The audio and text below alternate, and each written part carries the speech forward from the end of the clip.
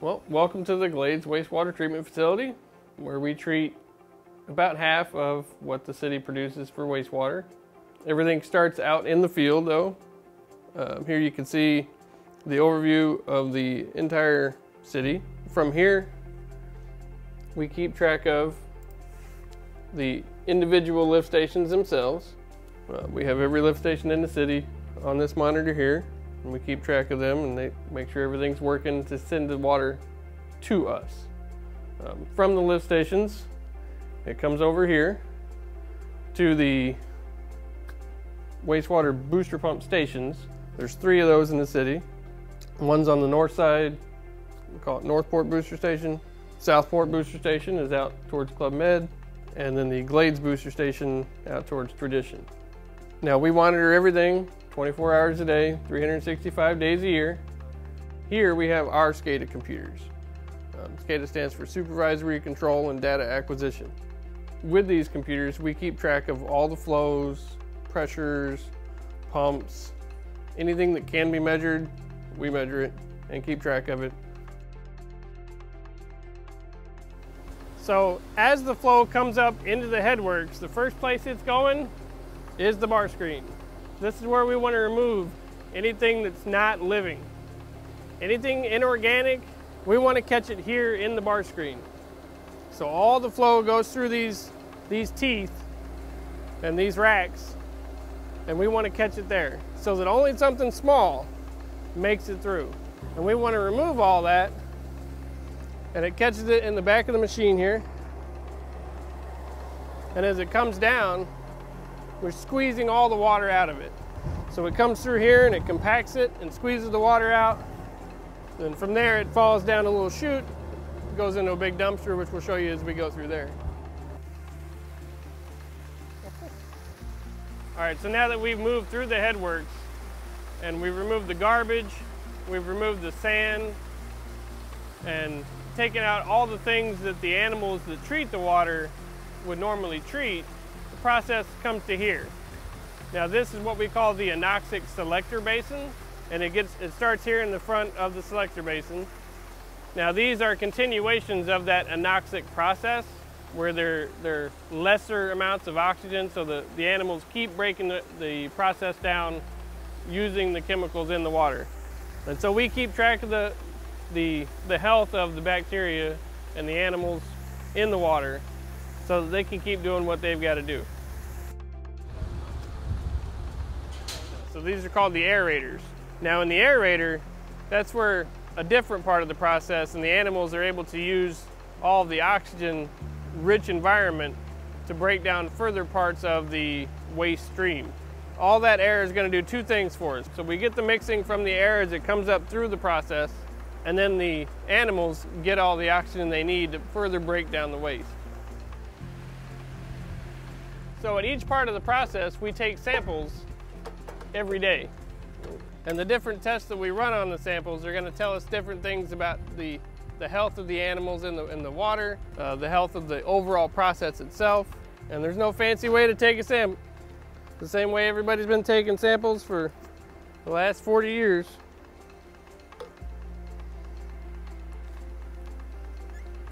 And there's our sample. I'm just gonna rinse this off.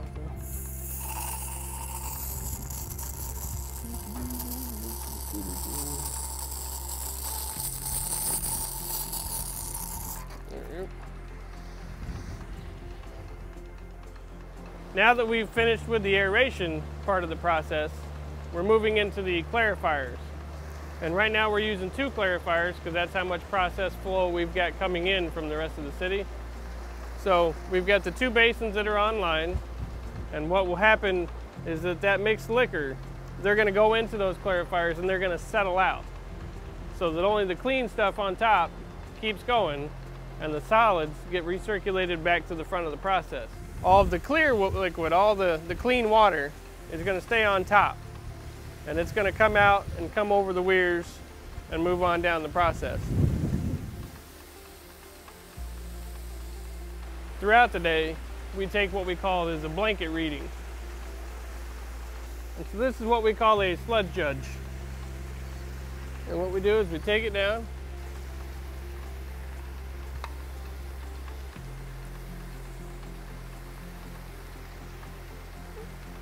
Now you can see how clean the water is all the way down until the very bottom. So even though we've got all that water in there, there was only a foot of sludge at the bottom. So one of the things that we're doing here is removing more of the actual inorganic particles that weren't removed in the clarifier. Anything that didn't settle down, it stayed suspended in the liquid. And so these are what we call sand filters. And the way that works is that as the water comes up through the sand catches anything left in the water. When we make it through this process, we want to have the absolute least amount of anything floating in the water at that point. And everything that's clean, everything left over, well, that's as good as it gets here. And so it's going to come out and it's going to come over the weir. And you can see how clean that is.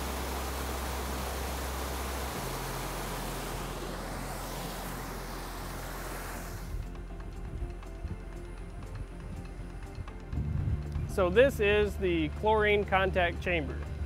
And what happens here is as the water comes through the sand filter, it's got the least amount of particles that we can get it to.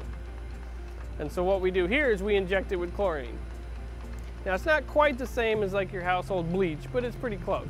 But so what happens is it comes up here in the start of the chlorine contact chamber and it travels along the pathway that the engineers have devised here. And the reason we have that long winding pathway is so that we can have 30 minutes of contact time. That contact time between the chemical, the disinfectant, and the bacteria, and the viruses, anything that's left in that water or on that surface, that contact time is what allows it to break down the outside of the organism and kill it. And if you don't have that contact time, then you're not properly disinfecting. We monitor the levels of everything. And anything that doesn't meet that high standard, we try to recirculate it back to the front of the plant. And then anything that's still good, but not quite as good as it has to be, will get sent down the deep injection well. So when the flow gets sent down the deep injection well, it doesn't look like much on the surface. It's just a pipe, but it has a casing around it. And what we've done at the bottom of that is we've perforated the casing to where we want it to go according to whatever the geologists tell us is the safe spot. We continually monitor everything that goes along with it so that if we see anything that's out of whack, we immediately bring the geologist out and make sure that everything is good. So anything that doesn't go down the deep injection well, we send that out with the same pumps. We just change a couple valves, reroute it, and then it goes right out to those holding ponds. So on this part of the process, we have removed a little percentage of the solids from the process. They're also condensed, and those condensed solids, we squeeze a little bit more water out of it and we put it into a trailer. And that trailer takes the leftover solids from the process and it sends it out to a composting facility. So one of the simplest tests that we run is the settle test. Now earlier we took a sample from the end of the aerator because that's the final spot that most of the solids are going to be before we want them to separate for the rest of the process. So one thing we want to know fairly regularly is how quick does that happen, and does it happen well? So we take the sample, mix it up, and we pour it into the settleometer. So you can see how quickly, and you can see the particles separate the clean water from the mixed liquor fairly quickly. And now, as the time goes on, this will begin to settle and compact. And the measurement of where it gets to in that 30 minutes gives us a really good indication of how well our process is working. And you can already see it begin to compact as it moves down. Now what ends up on the bottom of the settleometer is just the same as when we took that blanket sample out at the clarifier. The settled solids at the bottom, that's what's get pumped out right back to the front of the plant to keep doing the work. And that clean water, that's what's going to move on to the sand filter and get further cleaned and then to the contact chamber and so forth. But that is the entire process in a little microcosm there. thanks for joining me on this tour of the Glades Wastewater Treatment Facility. Hopefully I've explained in a relatively simplistic fashion and easy to understand way of how we take the dirty water and turn it into clean, reusable, recycled water by removing all the inorganics, keeping the organics, disinfecting the bacteria and viruses at the very end there, so that everything is safe and healthy and reusable.